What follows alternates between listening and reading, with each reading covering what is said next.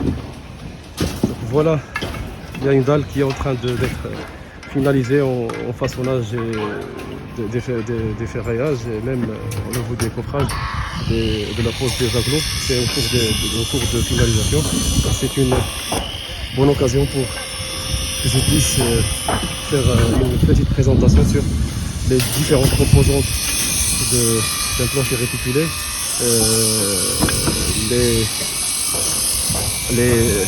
notamment en ce qui concerne les panneaux, les nervures, la pose de ferraillage inférieur, supérieur, les treillis soudés, et même le ferraillage au niveau des panneaux et des croisements à mettre en place.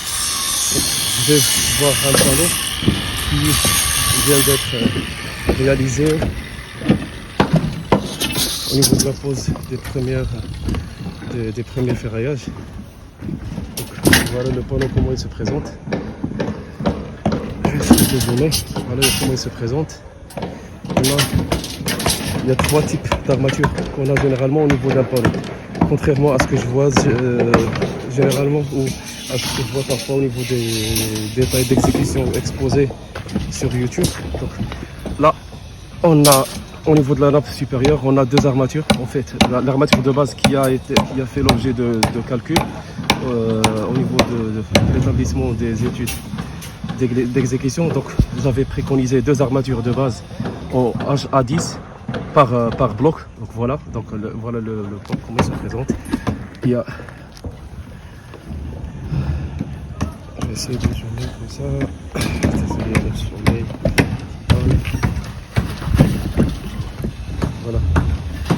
Voilà le premier bloc. On met 2 armatures HA10 de base au niveau de chaque bloc. Voilà. Le deuxième bloc, il y a 2 armatures de base HA10, 2 autres armatures de base HA10 et ainsi de suite. Donc l'autre plan, c'est la même chose.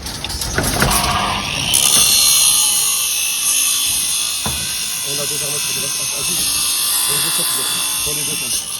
Par rapport à la nappe inférieure, vous allez trouver qu'il y a une armature de base HA8. Là, voilà. Donc par bloc. Au niveau de mes calculs, j'ai prévu une armature de base HA8 au niveau de chaque bloc.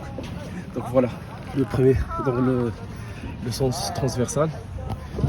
Il y a une armature ici, l'autre armature là, et ainsi de suite. Dans l'autre sens, transversal, voilà. En bas, il y a une armature par bloc. C'est des armatures de base qui ont fait l'objet de mes calculs. Un autre point, il y a les croisillons que je mets toujours au niveau de mes plans. Donc voilà les croisillons. Les HA16 en supérieur avec des HA12 en inférieur. Donc voilà le panneau, comment il se présente. C'est facile, c'est simple, c'est léger en armature. Et donc ce n'est pas une balle comme ce qu'on fait au niveau des planchers dalles ou dalles pleines.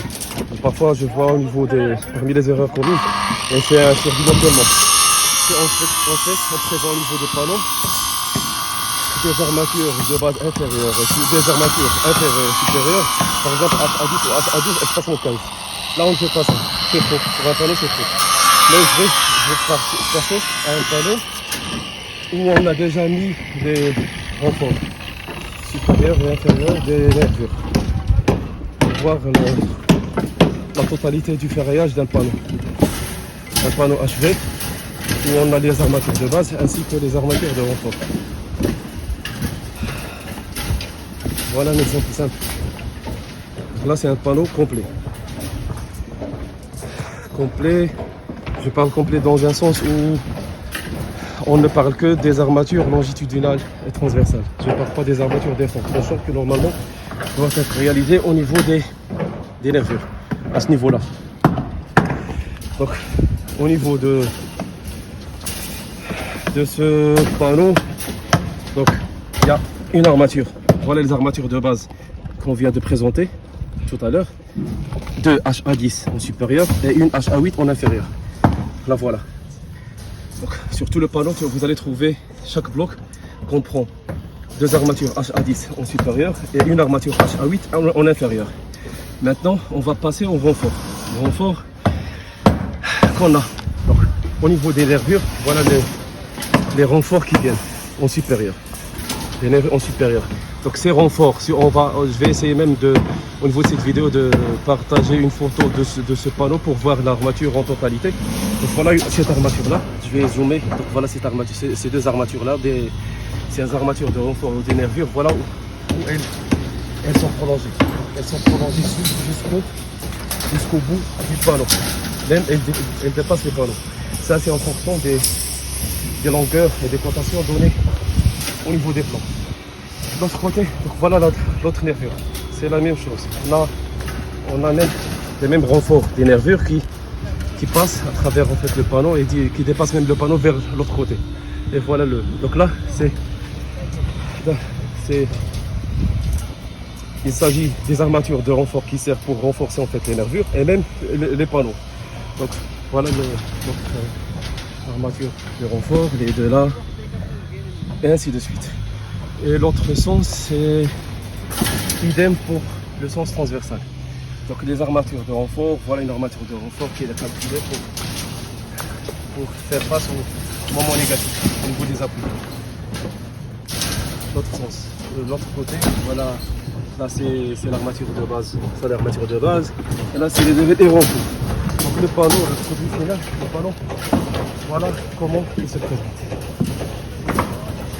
Il est achevé, finalisé, même là, il manque bien sûr les cales à béton parce qu'ils ne sont pas encore, ils n'ont pas encore terminé la dalle. On va passer aux nervures. Donc les armatures ديال الزيت كاينين واحدين الزيت اللي كديروه هنا في الحديد ديال الزيت كديروه هنا كاينين مصوبين كاين واحد الطلب قول شي حد يجيبهم لي باش نوريو فين غادي يبان جيب شي 3 ولا 4 شوف شي 5 كاع ولا 6 باش يحطهم ليا في بلاصتهم باش نصورهم صافي. Donc là j'avais juste demandé aux ferrailleurs d'amener des armatures d'effort tranchant pour les mettre en place ainsi que pour en fait que tout le procédé soit complet sans avoir recours à une autre présentation pour présenter en fait les armatures d'effort tranchant. Par rapport aux nervures, aux fameuses nervures, j'ai vu sur plusieurs vidéos, on met et c'est ce qui m'a été dit sur plusieurs chantiers, on met des nervures sous forme de une nervure, une armature inférieure, une armature supérieure avec des épingles tout au long de la nervure. Donc tout au long de la nervure, qu'il s'agit d'efforts, de moments positifs, négatifs. Là, ce n'est pas bon. Je vais essayer si je trouve une image qui illustre ce que je viens de dire, je vais la joindre à cette vidéo. Mais non, ce n'est pas ça. En fait, les nervures, le principe déjà de calcul. Le principe de calcul, on ne va pas l'aborder maintenant, mais ce qui est important au niveau des nervures par rapport aux nappes inférieures, il y a, par rapport à cette dalle, en fait, j'ai préconisé une armature de HA10. Une HA10 tout au long allongée, c'est un filon dans tous les sens. Voilà, une armature HA10, là, elle circule de bout à bout de la dalle. Donc, c'est un filon qui passe à travers, même il traverse le panneau et il continue. Donc au niveau de toutes les nervures, je vais essayer de prendre une nervure qui n'est pas coupée. Voilà, une armature de 10. On prévoit une armature de 10 de base tout au long de la nervure. Voilà comment il est mis en œuvre. Là, c'est en final, lorsqu'on finit en fait tout le façonnage des armatures inférieures, on va se trouver avec un quadrillage qui est assez solide. Il est impossible de le bouger. Là, l'entreprise est préconise de prévoir de mettre des cales à béton. Je ne sais pas si on voit la cale à béton. Voilà, on a les cales à béton. Voilà une cale à béton. Une cale à béton. Là, l'armature elle dépasse parce qu'il y a des cales à béton qui ont plus d'épaisseur. Voilà. Voilà. Donc on met l'armature de base ici et l'armature et son renfort là. sur la calavetta. Et le quadrillage sera attaché d'une manière à ce que le quadrillage soit solide et ne bougera pas. Donc au niveau du coulage, on n'aura pas de souci. Là, normalement, ça doit être en centre. Il doit être mis au centre, mais c'est en cours de finalisation. Si ce n'est pas ça, si ce n'est pas finalisé au niveau des restrictions, on va leur demander de réajuster. Donc voilà, il y a d'autres façons pour supporter les armatures inférieures. Parfois, certaines entreprises préfèrent de mettre des barres bateau. Donc c'est une barre accrochée, posée ici, avec une forme de U et posée là. Donc elle est façonnée de telle façon à respecter un enrobage, l'enrobage préconisé, soit 3 cm, soit plus. Et l'armature, elle est posée directement sur ce bateau. Mais c'est à l'entreprise de voir la méthode qui va lui être facile.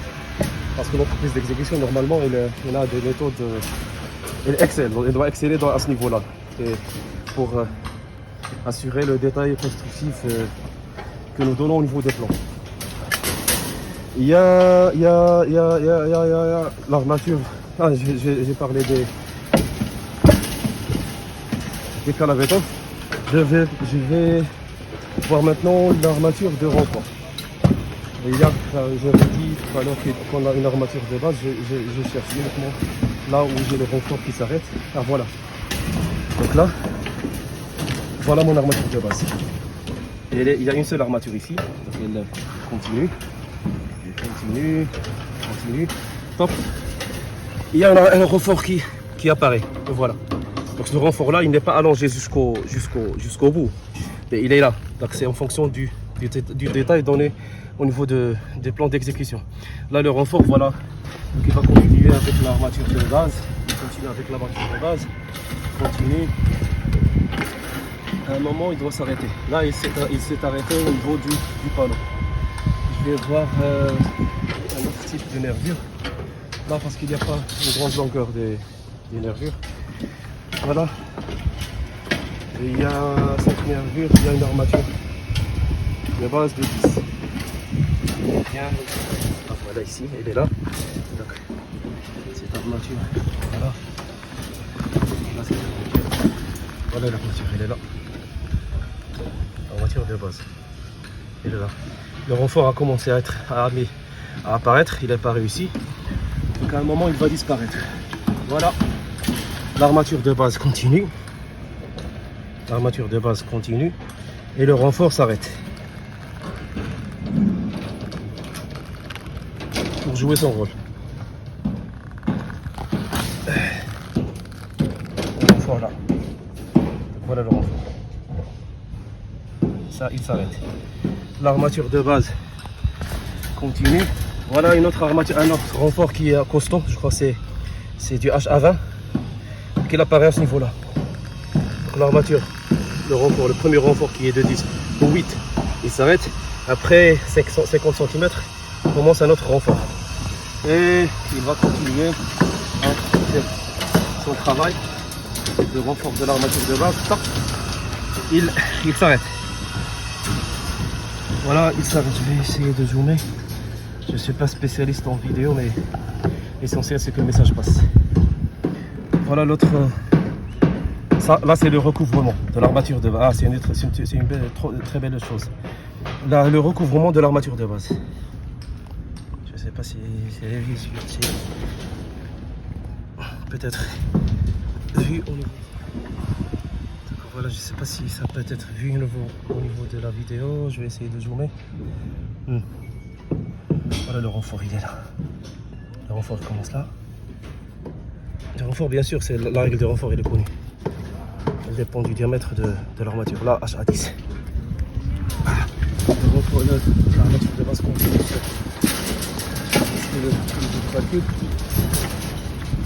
L'armature de base est suffisante. L'armature est suffisante. Par rapport aux nervures, donc on pose. Par rapport à la méthodologie de pose des armatures inférieures, c'est simple. Une fois, je viens de dire que par rapport à la pose des armatures de base, des armatures de nervures. On allonge une armature de base dans les deux sens d'une façon de respecter le recouvrement normatif par rapport qui dépend du diamètre de l'armature.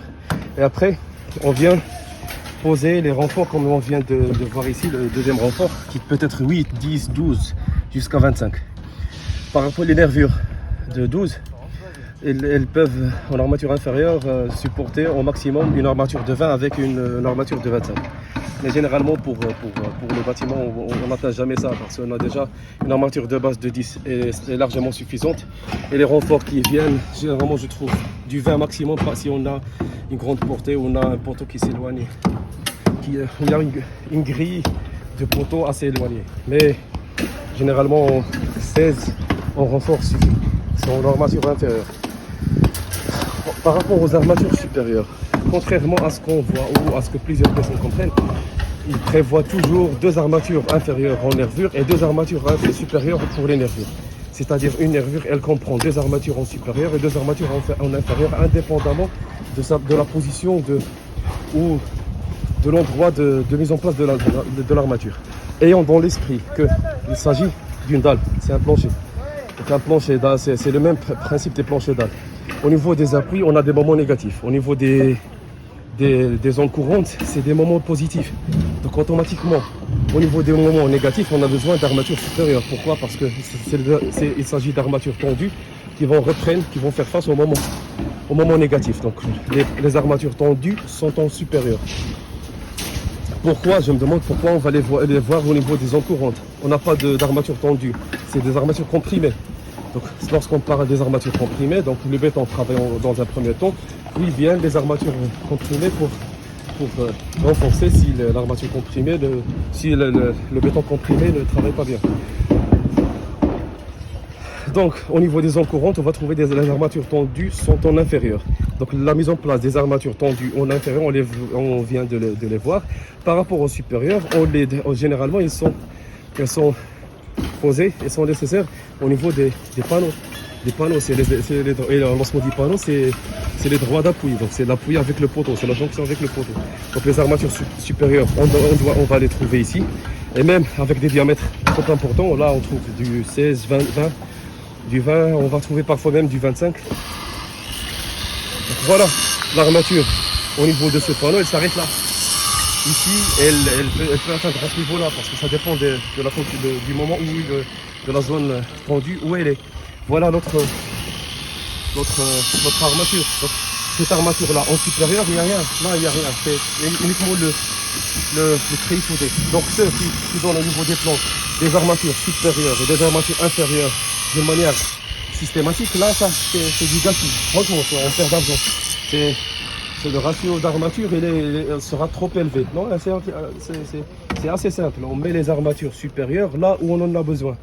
Donc pour les calculs, on fait uniquement, on laisse le logiciel. Personnellement, je n'impose pas d'armature de base au niveau de la nappe supérieure. Et j'analyse bien sûr s'il y a un risque de part et d'autre. Bien sûr, l'ingénieur doit fonctionner. Ne pas laisser le logiciel faire ce qu'il a. Parfois, on peut faire des entrées de données erronées, donc ils vont nous guider vers des erreurs inattendues. Donc l'analyse après les calculs, elle est indispensable. Mais on ne peut pas d'un autre côté, on ne peut pas se priver du logiciel pour faire les plans. Sans le logiciel, on va donner des plans assez chargés d'armature et assez chargés en béton. Là, c'est clair. Si quelqu'un va se poser la question, comment on va assurer en fait à ce que les armatures supérieures aient la même distance par rapport aux armatures inférieures. C'est simple. Au lieu de faire des épingles, on fait ça. Voilà. On fait un simple crochet, un simple bout d'armature. On le pose sur le bloc en béton et l'armature vient se poser d'une manière simple sur ce bout avec des attaches. Et voilà.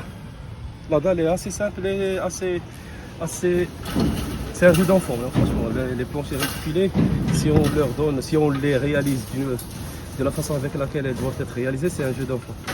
Donc, je vais essayer de zoomer sur des zones pour vous laisser voir l'état des armatures, au moins pour comprendre. Il y aura sur effectivement des anomalies sur les photos, mais c'est en cours de finalisation et c'est notre rôle en tant que BET pour les corriger. Moi, je ne fais pas par rapport à mon BET, donc il s'agit de BET Proman. Je ne fais pas les réceptions. Donc, mes équipes ont appris largement en fait, la réalisation de ces planchers. Et ils prennent la tâche de réception d'une manière très rigoureuse et très sérieuse et avec l'assistance des entreprises. Parfois, je fais des visites d'inspection de cette manière pour voir si le processus que j'ai mis en place est respecté. Et bien sûr que c'est une entreprise, s'ils ont des questions spéciales et s'il y a d'une nouveauté ou une mise à jour au niveau des plans qu'on donne, je viens pour les partager avec les entreprises. Bon, là, au niveau de cette zone, on voit en armature. Là, il y a une erreur. Non, c'est pas une erreur, non. Là, par rapport aux personnes qui veulent. Là, c'est un très bel exemple. C'est un très bel exemple. J'ai trouvé sur plusieurs discussions ou sur plusieurs vidéos qu'il y a des personnes, des BET ou des vidéos où on a des armatures des armatures accolées comme ça. Allez, l'une à l'autre, des armatures comme ça, comme mes doigts. Ces armatures-là, on les pose en supérieur. Lorsque j'ai posé la question, en fait, c'était les entreprises n'aiment pas le HA20, le HA25, donc automatiquement, le BET, il transforme ces armatures en 4 armatures par exemple, ou en nombre d'armatures suffisant pour avoir la même surface, la même section, et il les colle. Déjà, par rapport aux armatures horizontales, on n'a pas le droit de les coller, à ma connaissance, à moins que je n'ai pas. J'ai un article que j'ai raté. Mais il faut que le béton passe entre ces armatures. Les seules armatures où on peut faire les groupements, c'est les poteaux, à ma connaissance. Donc, s'il y a, je vais vérifier pour soit corriger, soit laisser comme ça. Par contre, au niveau des nervures, voilà ce que j'ai fait. J'avais par rapport à l'armature de base, j'avais une armature de 10. Là, c'est une astuce. Mais ce n'est pas une astuce difficile à trouver. Il faut être raisonnable concernant en fait, lors de la réalisation des études. J'ai une armature de 10 et je me suis retrouvé avec une armature de 25. Comment j'ai fait? Les 25, je comprends les entreprises. Les 25, c'est parce que c'est rare, c'est le nombre des armatures de 25. Elles sont rares, elles ne sont pas trop courantes au niveau du bâtiment. Donc, qu'est-ce que je fais? Au lieu que je mette une armature de 10 de base dans cette nervure-là, et une armature de 25, je mets tout simplement 2 armatures de 20. Voilà, une armature de 20 qui passe en base et le renfort sera en 20. Donc la section elle est la même. Et même au niveau des zones où j'ai uniquement une armature de base de 10, il y a une armature de base de 20. Mais tant pis, déjà, je suis logique avec le fonctionnement d'une nervure. Donc au lieu que je mette plusieurs armatures en bas, je mets une armature de 20, 2 armatures de 20, comme ça c'est l'équivalent d'une armature de 10 plus une armature de 20. Voilà ce que je fais par rapport aux armatures intérieures. Les armatures supérieures, je ne les touche pas. Si j'ai une armature par exemple de 25, là c'est une astuce à laquelle il faut faire attention. Si j'ai une armature, un diamètre de 25, là je donne des informations gratuitement pour rigoler. Si j'ai une armature de 25 au niveau du panneau, pour l'armature de 20, je la laisse. Donc l'entreprise, pour moi, elle doit approvisionner le chantier en armature de 20 si c'est nécessaire. Donc normalement, au niveau de l'exécution, ce n'est pas l'entreprise qui doit imposer ce qu'on a, c'est ce que le BET doit faire. C'est une étude, c'est le BET qui en est le maître, donc il doit être raisonnable d'un côté et d'un autre côté, il doit quand même respecter les règles de l'art. Donc si j'ai une armature de 25 là, je vais travailler. Qu'est-ce que je fais?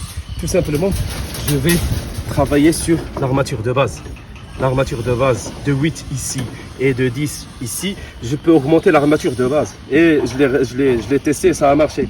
Si je fais dans ce panneau une armature, et je peux mettre pour chaque panneau une armature de base qui lui correspond. Je ne suis pas obligé de généraliser l'armature de base au niveau des panneaux. Chaque panneau, je peux lui donner son armature de base. Et c'est faisable dans le logiciel. Le logiciel CPCAD, il fait ça très bien. Donc au lieu que je mette une armature de base inférieure de 8 et deux armatures de base supérieures de 10, donc je vais augmenter l'armature de base. Je peux mettre deux armatures de base en inférieur de 10 par exemple ou de 12 et deux armatures de base de 12 ou de 14 en supérieur.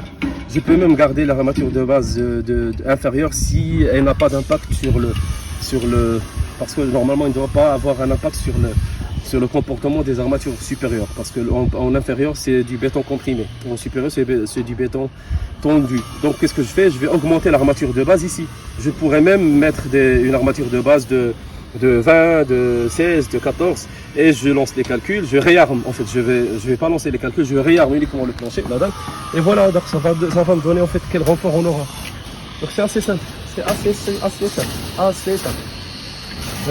Il y a un autre point que j'aimerais bien, donc c'est tout ce que j'ai. Normalement il y a une armature d'effort tranchant, je ne sais pas s'ils ont pu l'amener. Voilà notre point lorsqu'on a des vacances. Lorsqu'on a des vacances, qu'est-ce qu'on doit faire? Voilà.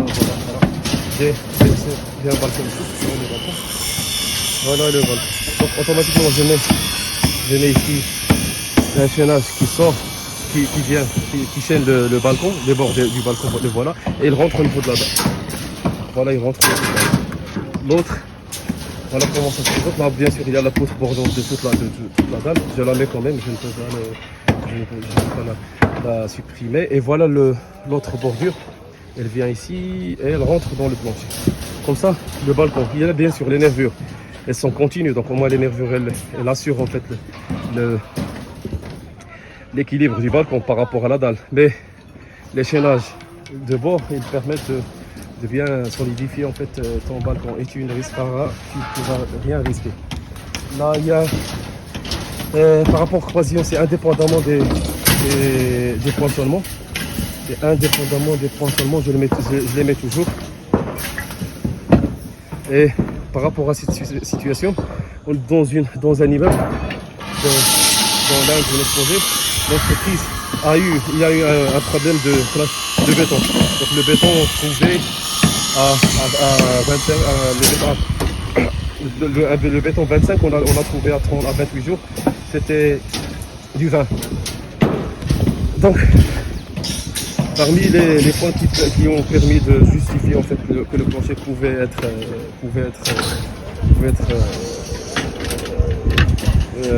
laissé dans sa situation tel qu'il est, c'est le poinçonnement et les déformations. Les déformations ne posaient pas de problème. Et parce que déjà, parfois, l'épaisseur du plancher par rapport au côté est peut-être parfois, elle a sûrement une grande sécurité pour si on a un problème de déformation à justifier. Donc l'épaisseur d'inertie, elle permet de justifier ça. Et l'autre point, c'était le poinçonnement. Le poinçonnement, parce que j'avais prévu des croisillons, donc le poinçonnement, je n'avais pas de souci. Donc le poinçonnement est vérifié, justifié. Donc je vous recommande de mettre ces croisillons-là. Ils sont trop importants. Le deuxième point, il y a l'armature de poinçonnement. Là, cette large armature, le poinçonnement n'était pas vérifié. Donc j'ai été amené à renforcer, à prévoir des armatures de poinçonnement. Donc c'est une poutre de 1, 2, 3, 4, 5, de 6, de 12 armatures, 6 supérieures, 6 inférieures, avec des cadres de 10. C'est ainsi que j'ai pu vérifier le poinçonnement. Donc je crois que j'ai parcouru tous les aspects.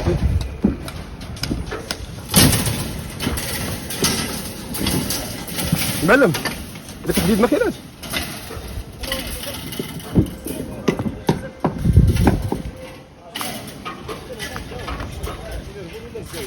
لازمك الزيت كاين عطينا هنا الا بغيتي واحد 3 ولا 4 الا كانوا واجدين غير بغيت ندخلهم هنا وصافي الا كانوا احسن.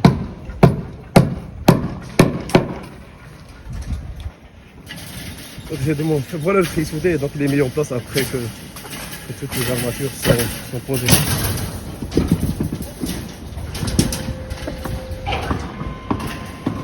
J'attends juste ce qu'il me découpe une armature de Z. Voilà les armatures supérieures dont je viens de parler, j'ai parlé tout à l'heure, qui permettent de supporter facilement l'armature. لا لا هو بغيت يحطوا لي هنا يحكي غير شي 3 ولا 4 هنايا باش يبانوا. واش ما كاينينش في الشونتي ما كاينينش لتحت؟ لا واش باقي ما تقطعوش هكا؟ تقطعوهم لا هادوك حسن كتخدموا تما بزاف ماشي كتسالوا اش غادي دير نتايا؟ حط مياه حط ميتين انا باقي هذيك باقي ما ديفونس مزيان غادي نشوف مع اسماعيل نقولها لك.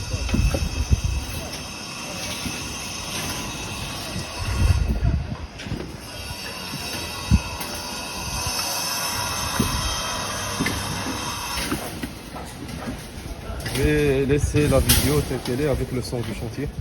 Je vais me taire un petit peu.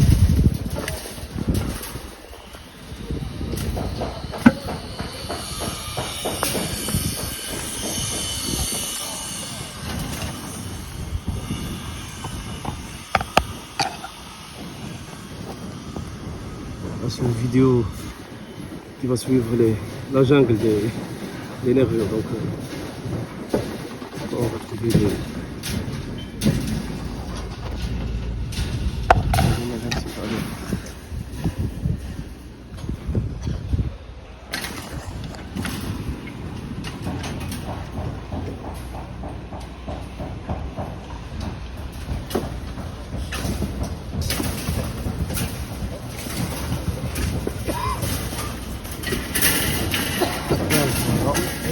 Voilà, c'est pas mal. Mon mouvement va être aligné. Et l'autre, c'est juste, il a essayé de me dépanner en attendant qu'il le fasse. C'est la dernière chose à voir au niveau de l'effort tranchant. Contrairement aux épingles que les gens prévoient tout au long de la nervure, là, ces épingles ne servent à rien. Voilà l'effort tranchant. Donc l'effort tranchant, il est généralement non justifié. Parce que les nervures ont une faible section par rapport au panneau.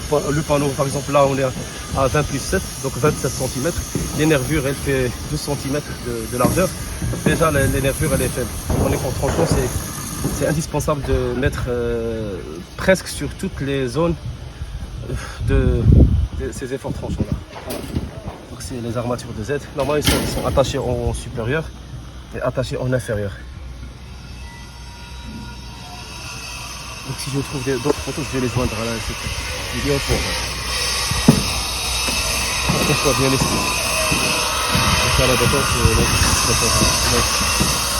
ça devant les liens au niveau du panneau. Donc je crois que c'est tout. C'est tout comme une présentation. Je pense que c'est suffisant pour les entreprises pour qu'ils au moins, parce que les planchers réticulés commencent à avoir l'intérêt de plusieurs promoteurs, de plusieurs entreprises. Parfois, j'entends qu'il y en a d'autres qui sont peur de proposer ce type de plancher aux clients. Faut que, à cause de tout ou sous prétexte que les entreprises ne savent pas faire ça. Non, parce que j'ai commencé le plancher réticulé, en fait, c'est toutes les entreprises avec lesquelles qui ont travaillé avec moi, ils n'ont jamais vu les planchers réticulés. Donc, en leur expliquant le système, le procédé, ils ont appris à le faire. Il y a une technicité de l'entreprise quand même. Il y a des chefs de chantier et des chefs d'équipe qui sont habitués à façonner des armatures, à trouver des solutions de coffrage, à trouver des solutions de ferraillage. Mais juste, il faut leur expliquer le système, ils vont faire l'affaire. C'est tout. Et un conseil, si vous n'avez pas de logiciel, ne proposez pas de plancher réticulé. Parce que c'est impossible d'optimiser un plancher alors qu'on ne peut ni vérifier les flèches, les déformations à long terme, vérifier les poinçonnements, et on va surcharger inutilement le plancher, et parfois il y aura des endroits qui peuvent être faits. Donc c'est tout, je vais m'arrêter là. Donc à une prochaine présentation. Je viens de voir le croisillon de diagonale, voilà comment il se présente. Voilà, le croisillon qu'on avait présenté tout à l'heure, voilà en diagonale comment se présente. À bientôt, bon courage.